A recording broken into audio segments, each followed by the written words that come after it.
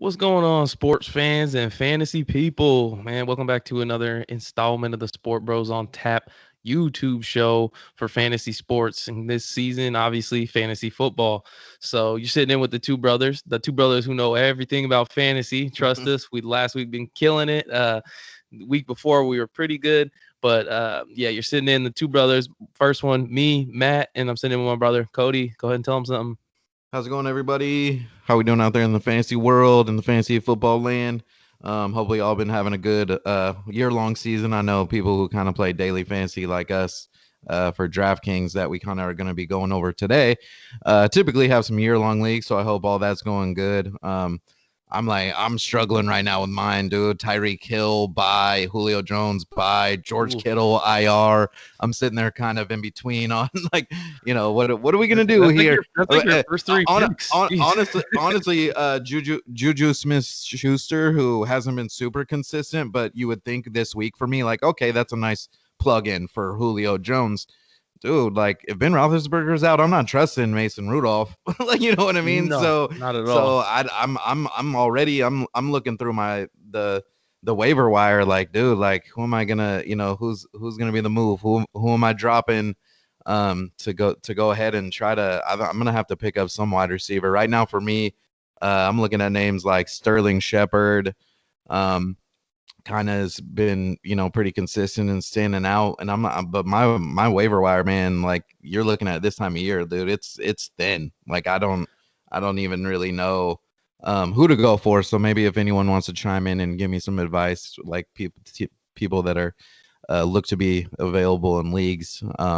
Yeah, I take advice as well. You know what I mean? So good luck to everyone. And yeah, so we're just gonna give a little rundown and of of what we're going with on DraftKings this weekend and what we're going with, and hopefully win a little bit of money. Yeah, so like Cody said, we're gonna give a rundown of what we're actually doing. A lot of people, I remember I always wanted to know. I'd get all this advice from these people, and I'd be like, "Who are you actually playing, though?" And then and I also in comments that we get, the only ones really are always like, "Do you guys actually even play?" So like, this is a real line, and we're gonna go over our real things that we do, so you can see. We might not get anything back. We might be a top finisher. Who knows? We'll find out on Monday.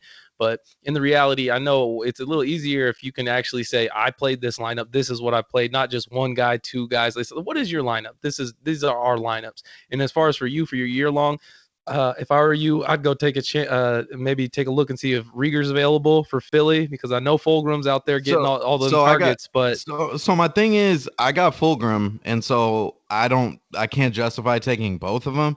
And true. then supposedly Alshon Jeffrey is gonna play this weekend, and I know that's like a big, oh Lord, like there he's not getting along with the organization, with the coaching staff or nothing. So I don't even know. This is his first game back. He hasn't played in forever. I don't even know if he's gonna play that many snaps, but it just scares me anyways. So I'm like, dude, I'm already just with Fulgrim, who's been so consistent. He's worrying me a little bit because I got forced in putting him in my flex spot already. And so we'll see. A couple guys that I'm going to use in my DraftKings lineups, though, I'll save it for later. I think Fulgrim's going to become my wide receiver too, and a couple guys that I'm going to be using in my flex are for my year For long sure. league are guys I'm going to be using in this DraftKings. So I'll save it a little bit for that when I'm going over my roster.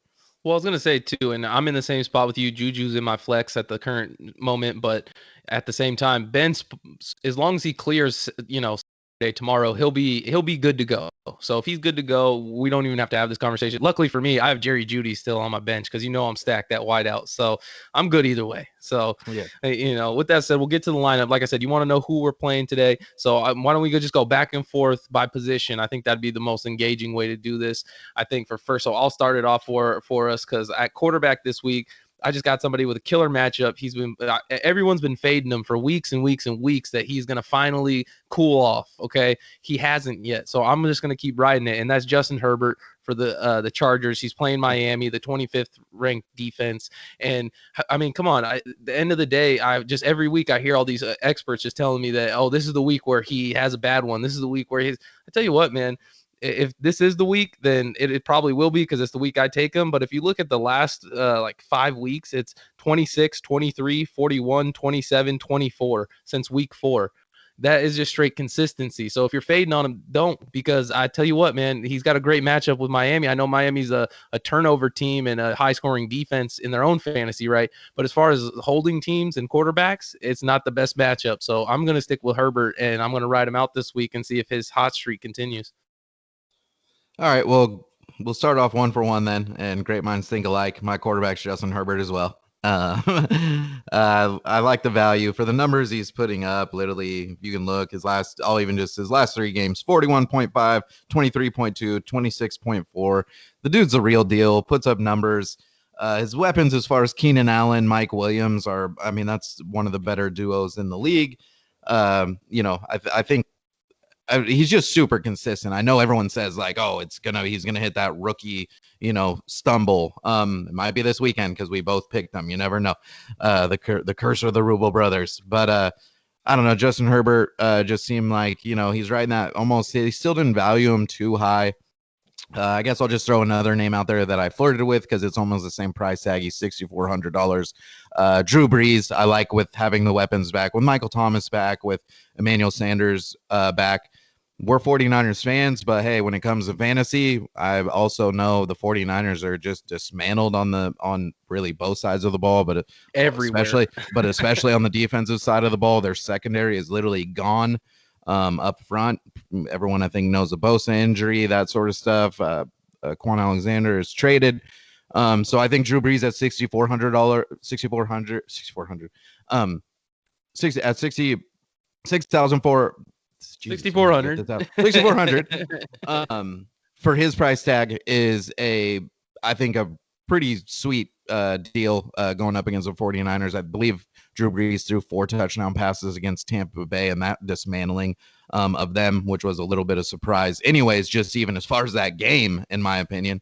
But yeah, so Justin Herbert for me as well. Love his numbers, love how much they throw the ball. I think it's going to be one of those games where it's surprising to me that Miami's secondary gives up so many big plays and so many yards, but for fantasy wise, they for a team like Miami that's getting better almost, you know what I mean? They still give up fantasy production to the opponent, if you kind of get what I mean. It's like Yeah. Miami really is going in the right direction, but it seems like the opponent always is able to put up some numbers. So Justin Herbert for me as well. Okay, and just since you threw out another name, it's just that price range. I think for me, 66 to 6,400. I'm also interested in Goff playing against Seattle. Anyone playing Yep. against Seattle is interesting to Yep. me. So I think those 3 price tags are just where you want to be as far as how much to spend on your quarterback. Because above that, it's like Watson, Allen, Wilson, Rodgers, and Murray, which obviously I think they'll all put up big numbers, but it starts to get too expensive. That price tag starts to get in the 7,000s for me, and I like to stay below that. So that's why I think Jared Goff is a great choice. We last week kind of highlighted Allen from Buffalo, just kind of because he's playing Seattle. Seattle is just that their secondary just gives unless up you're a Jimmy lot Garoppolo. of points. Unless you're Jimmy Garoppolo, Nick Mullins figured him out though, so exactly. So all right, so let's move on to the running back position. I'm gonna let you give me both of them because I doubt we'll have both the same. Give me both yours and why, and then I'll give you both mine. So I went super value at the running back position. I wanted to go high price. I almost went Jones for the Green Bay. I was going to go James Robinson, who's been on my team and saved my running back position out of Jacksonville. I think he's ranked like the third running back in fantasy overall this year. Pretty incredible as far as ESPN rankings. So for me though, I went value, and these are 2 guys that I picked up on the waiver wire for this weekend just because their big dogs on their team are injured. So Mike Davis for the Carolina Panthers, who's at $4,000 right now, and with Chris McCaffrey going back down. For everyone that doesn't know, when Mike Davis took over for Christian McCaffrey, he had a streak of like 4 games in a row fantasy wise where he dropped at least 20. He was super consistent. At the end, he started to tail off a little bit. Tampa Bay is not an incredible matchup. They're ranked 6th against the run, but good against the run. I think Carolina loves to use their running backs though, and I think as far as just if he can get like 50 yards on the ground, and maybe if he can get 5 catches or so and tack on an extra 20, and then I'm just looking for that touchdown. I need that touchdown out of him. Yeah. But for $4,000, that's a steal at that point. The other one will be Duke Johnson, who's for the Houston Texans, who's going to be taking over For David. for David Johnson. And he had 16 fantasy points last weekend when David Johnson got hurt right away against Jacksonville, and we love that matchup. Well, it's again a matchup that I really like against the Cleveland Browns, who are ranked 23rd against the run. And I always like guys that are going to have a little bit of a chip on their shoulder. Ever since Duke Johnson, like, really had a sour taste in his mouth from the Cleveland Browns, I feel like it's going to be a game he's going to be a little bit more, up for, even more so, even with, I think he's already going to be up for it anyways, because he's getting that starting opportunity. He's taking over that lead back role. But for $5,000 for him, so for me, I'm only spending $9,000 for my two running backs combined, and it really let me kind of spread stuff out with my wide receivers and that sort of stuff. So, and it's also a little bit of that hope where, like I was telling you guys before at the beginning of the show, these are two guys I picked up on the waiver wire. They're going to be the two guys I'm going to be deciding between to use them as my flex option on my real actual year-long fantasy team that I do with my friends.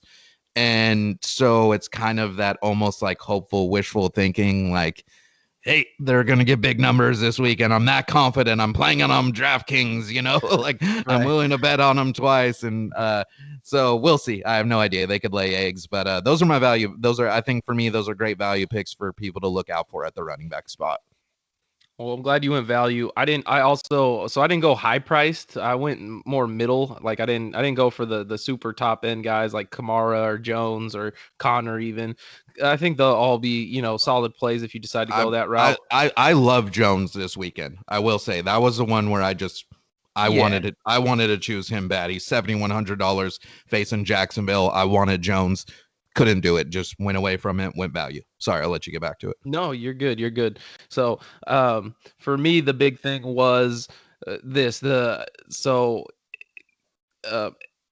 I went for guys, like I said, middle of the road kind of guys. And the thing is he's been out for a couple weeks, so it does scare me. But one of my guys was Miles Sanders. I picked him before the year to have a breakout year. He just started to hit his stride a little bit, and then bang, gets hit by the injury bug, of course. And this week against the Giants, though, it's a great matchup. The Giants just give up everything to everyone. If I see that matchup, I like it. I take it. And then my other one is like you. I also have him playing him this week. Zeke's on a bye, so I'm going with Antonio Gibson for the Washington football team, and they're playing actually the Lions, which is just a great matchup for any running back. Again, 5,600, so it's not too high, not low at all, though I wouldn't call it a value play, really. I call it those middle of the road plays, and I would love to see him get more involved in the passing game. It's kind of driving me a little crazy the way they're not using him. I mean, he literally lined up at wide receiver at Memphis on 45% of plays. He's literally a wide receiver. The fact that they don't use him in that role is crazy to me. I know that they trust the second string back in that role. They do. I was just about to say, because I was like, are you worried about McIsaac at all? Because JD McIsaac, I think, sorry if I'm pronouncing it wrong, but JD McIsaac, the backup, he had 11 targets last week. They put him in on all and third downs, and he had nine catches. Where I'm like, does that not worry you, dude? That should be your boy stuff right there. PPR, that's PPR gold, like straight up. Yeah, right? No, I agree. And my thing is, especially with Alex Smith starting, he's the check down machine. But that's good because this is going to bode well for me. I think is in the sense that Gibson is not losing first and second down carries. He is the running back on the team. He's not the third down back, not the gimmick back. He is the running back. He gets all the first and second down carries. And in this situation, and the Lions is a great matchup for a run as far as they give up a lot of yards just to running the ball. When it comes to passing now, if he does get those early down passes, man, I think Alex Smith is going to be forced to check down to the running back. So I think even if he doesn't go in on passing downs necessarily, even if they give a passing play on first or second that they're not expecting him to get the ball, he's going to end up with the ball just because Alex Smith is just dumping everything down to the running backs. So love the matchup, love the opportunity for the catches, but you're absolutely right. If they don't start using him more like a wide receiver, I'm going to lose it. I picked him on the basis he played wide receiver basically in college. So in Ron Rivera even gave him the nod as he reminded him of Christian McCaffrey in his rookie season. I'm like sitting here going like, okay, well, why are you not throwing this guy the ball then? I mean, come on, man. So either way, I'm going Sanders. See, I flirted with the idea of going Josh Jacobs again because I have him, but it's just not that good of a matchup, is the problem. Denver is actually pretty good against the run. Yeah. So shied away from it and ended up going with Miles Sanders as my other one. And Nice. the Giants is a great matchup. Little worried about guys coming off injury, but man, he was just finding his stride before the injury. So that's why, again, so I didn't save any money doing it this way like you did. So I'm sure your receiving core is just great. But how about you just give me like your two lowest paid wide receivers first? Give me the two cheapest ones that you're going with. All right. Well, I mean, that kind of takes away the fun. But I save all my money because I got Devontae Adams against Jacksonville, the highest paid wide receiver, $9,000. I'm going for it. I'm committed. He puts up huge numbers. I'm doing it. Also, Michael Thomas, who's I think great value for him on this one, $7,400 against the Niners. I talked about their secondary a little bit before. Me liking Drew Brees, I think Michael Thomas might have that 10 catch, 150-yard game with a touchdown or so. I'll go. So those are my big dogs. My value picks. So I'll give it because one of them is my flex option. That's why I said, all right, I still got two options here. Right. So I'm going to try to ride out Jarvis Landry for the Cleveland Browns. He's facing the Houston Texans. Good matchup in my mind, $5,900. It's a 22nd ranked defense against the pass. He didn't have a great game last weekend. I was looking up his stats. I'll look it up real quick here. He only had 4 catches for 52 yards. He did have 11 targets, though. He out-targeted everyone by a lot. So Baker was trying to force feed him at least a little bit. They didn't score, though. They were horrible. That game was pathetic against the Raiders. So I am giving them a little bit of a benefit of doubt where, like we always say, law of averages. I think the Browns, they'll probably put up a few points at least this week against Houston, kind of getting a shootout with them. Neither defense all that great. So I'm hoping for one of Jarvis Landry to maybe, 7 catches, 70 yards and get in the end zone for me at 5,900 yards. And then this one's kind of my wild card because he is really a boomer bust guy, it seems like. But Curtis Samuel for the Carolina Panthers, he's going to cost $4,900. Tampa Bay, 14th ranked defense. They're okay. That's middle of the row against the pass. I liked what Emmanuel Sanders was able to do against them last weekend. I feel like Curtis Samuel's a similar type player as far as more so the dude that's going to hit the deep balls, kind of quick slants, outs, those sort of things. And Curtis Samuel, he dropped 29 points last week against the Chiefs, who are big time. Atlanta, who's not great, he dropped 21.4.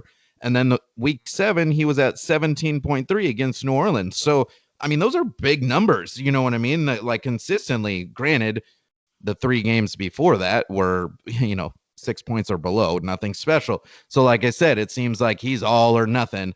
But I'm hoping this weekend's one of those all weekends again. And for $4,900, hey, why not go ahead and try? Because if a guy can get me, he's averaging, 24 fantasy points a game for his last 3 games. If he gets me 24 fantasy points at 4,900 with the rest of that roster I have, I'm feeling pretty confident. So that's kind of my value play there at wide receiver for the weekend. Okay. Yeah, I get that one for sure. For me, so I went super saver deal this week. I literally found someone down at $3,400 that I'm gonna play. This is not exactly a winning strategy every week. Don't get me wrong, but here's the thing. So it's gonna be Kellen Cole for Jacksonville. Okay, you got Chenault, who's gonna miss the game this week. Okay, he's out. You have a rookie quarterback who threw for over 300 yards last week. Granted, Cole did not. I thought in the second half Cole was going to pick it up because Chenault had already gone out with an injury. I thought we were going to see a lot of targets for him because earlier in the year when he was out, he had a 20-point game and a 17-point game. So I was thinking he might be the guy that fills in that role. They didn't really show any kind of chemistry, which does worry me a little bit. But I'll be honest with you, sometimes in these situations when you're trying to actually win or try to get a big score, you got to take a shot like this. And so I'm going to take him on the basis of maybe he just gets that touchdown. I mean, that's all. I mean, I'm not really basing it on anything else. He's going to be in the game. He's going to get, the potential targets. And in his past, when this, Chenault's been out, he has been able to get 2 consecutive good games. So who knows, because that was also when Gardner Minshew was quarterback and they had a little bit better chemistry, I think. So that's my cheap play, which allows me to get some more better other talent around him. Let's face it, Jacksonville's probably going to be behind against Green Bay. It's not bad strategy that you're going with. They're going to have to throw it around. You know what I mean? DJ Chark, I'm guessing, is going to take most of the attention, and boom, Probably. you might hit a big hitter, and yeah, good call, man. That's kind of something to look into. That wasn't even on my radar. So that's what it's all about, man. Getting players on others' radar. You got my brain thinking already too. Well, there you go. So that's the 3,400. So that's the cheap. And what that allows me to do with the rest of the money is just get more of a balanced staff as far as because I also at the flex played a wide receiver. So for Carolina, I'm playing Robbie Anderson, however you pronounce it. He had a nice 20-point game against Tampa Bay in their first meeting. He's been very consistent between 14 and 20 points most weeks. He's been very solid. So for $6,100 in my flex, I just think that that's a good play overall. And Tampa Bay's passing defense hasn't been great. So I do think I could see him, getting just one of those big plays. He's a big play guy, but he's been consistent this year, and I like that. The other one I'm playing is Robert Woods again against Seattle. I just am attacking that matchup if I can because Seattle's terrible on against the pass. Also, he catches a ton of screens. I think he catches more screens than anybody in the NFL. I love catches, PPR league. Big opportunities there for Robert Woods. And then, of course, I have to stack a wide receiver with my quarterback. It doesn't make sense to me not to. Keenan Allen has been an absolute monster. And if I'm playing, Herbert, I got to stack a wideout. I just always feel like I have to. And why not? Keenan Allen has been just fantastic lately. Keenan Allen last week, 28 points against Vegas, against Denver the week before that at 21, and the week before that against Jacksonville at 25. And you're still facing that Miami team who's the 26th worst against the pass. And so you're just looking at against wide receivers, you look at a huge opportunity to stack in your quarterback, your wide receiver. So I love Keenan Allen because it was a toss-up. Do I go Mike Williams and save money and hope he gets that long touchdown? Because, he has been trusted by Herbert in certain situations. But if you're asking me, the play is to go Keenan Allen. He's going to get the targets. And so with that said, I think we should move on to the tight ends unless you got anything else to add to it. No, it was solid. No, I'm good. Tight end was a little tricky. I'm gonna let you go first, but I started getting I went in that mode of like, am I gonna go ahead and just save a whole bunch of money and like take Jordan Reed this weekend, like for the Niners or something, or go to the little bit higher up.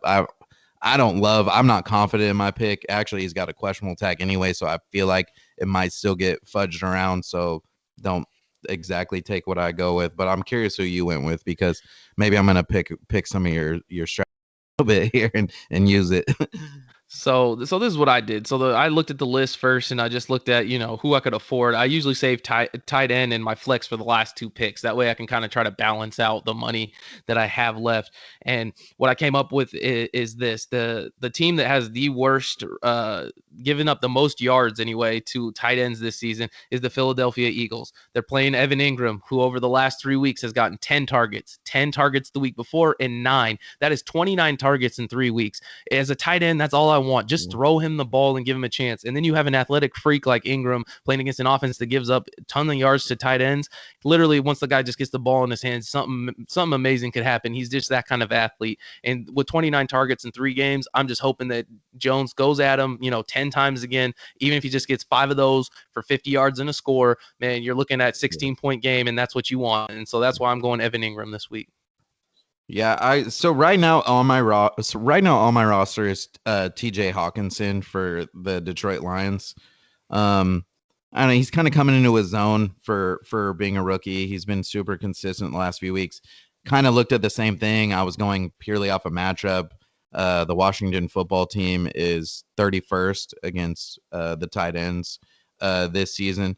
I still am super in the middle because I think I'll probably switch it to Eric Ebron just so everybody knows and I'll save myself $600. If Ben Roethlisberger's playing, that he's $4,400, so he's $600 cheaper. I love the matchup against Cincinnati. I think there's, you know what I mean? I think they'll be able to pick apart Cincinnati's defense. like I said, that's still kind of that questionable tech. And then another person I am going to flirt with this still because this is lineup options for me. And like I said, TJ Hawkinson is a pretty hard questionable tag right now.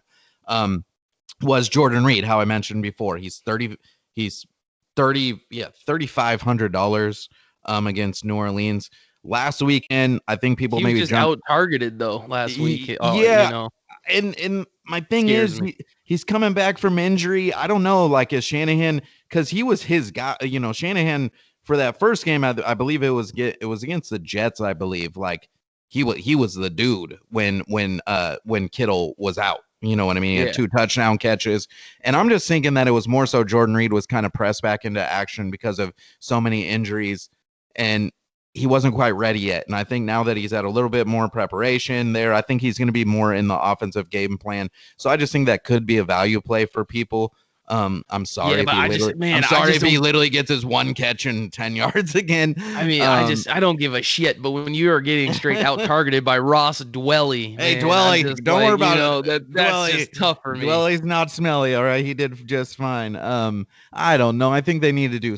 They're gonna have to do something like with Jordan Reed. I don't. It just he's too much of like one of their only playmakers left. You know what I mean? Like that's just my Well, opinion. Ayuk's coming back this week at least, and then we saw Yeah, what Richie James can do. So at least they Ayuk's got a coming little back. They have something. Richie James. They're Bourne's gonna play. The offense is coming back, but if anything, for me, that helps Jordan Reed because now there's Right. actual, you know what I mean, options, and now he can utilize him more in that Kittle mode of giving him some of those plays.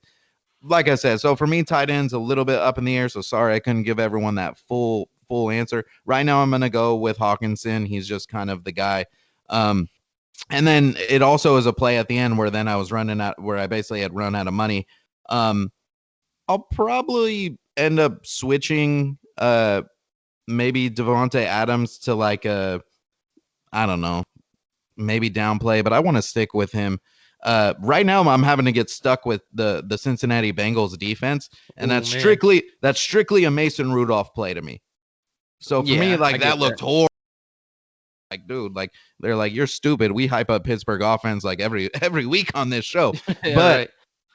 if they're going Mason Rudolph, I'm okay in the rivalry matchup with going. I'm fine with going ahead and play Cincinnati. Mason Rudolph's going to throw a couple picks, and they literally are $2,100. They're the second worst defense this week, and they're ranked that because they literally are facing a Ben Roethlisberger Steelers team, not a Mason Rudolph Steelers team. And so that's where I have him penciled in right now. Otherwise, if Ben, like I said, if Ben Roethlisberger's not playing, that's where my money is going to go. I'll leave Devontae. I'll swap out that tight end Hawkinson for one of those cheaper options. Save $600 and just upgrade that defense to, let's see, with the extra $600, I'll let everyone know it allows me to basically get up to. I'll probably be in that area of there. I mean, they're not good defensively, but like the Detroit Lions versus the Washington football team, something like that. Not a bad matchup. That's like the area. It's not a horrible matchup. That'll be the area I'm at. And so we'll see. Roll the dice. I'm not really expecting to get too much points off of my defense this weekend. Yeah, well, Philly's been good for me the last 2 times I've played them. I got a 20 out of them and a 13, so and a 6 before that. So it's not like they've been killing it, when I've chosen them 3 times in a row. Playing the Giants again, as I said, I hope Ingram goes off, but I don't think anything else will happen. I just don't see the Giants really unless they have some crazy blowout performance.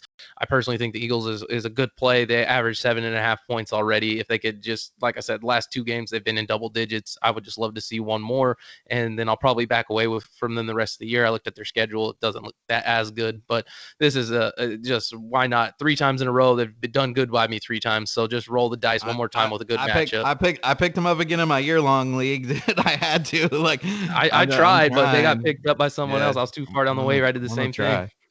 Yeah, we'll see. Roll. It's all roll the dice, baby. It's fantasy.